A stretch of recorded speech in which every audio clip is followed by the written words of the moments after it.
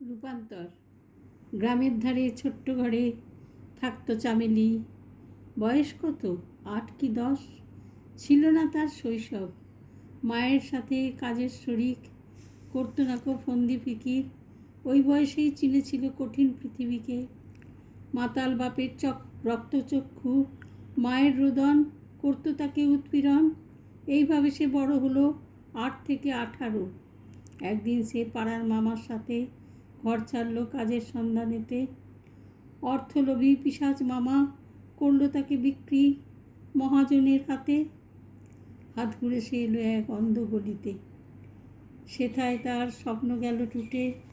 মৃত্যু হলো সবুজ মনের কঠিন বাস্তবেতে। পশুর লোভের শিকার হয়ে মরল চামেলি। ক্লান্ত মনে গভীর দুঃখে নিত্য সাজায় আপনারে। অন্তরে তার গভীর ব্যথা লুকায় সযত্নে। এইভাবে তার সবুজ মনে পড়ল যবনিকা। এখন সে যে চামেলি গণিকা।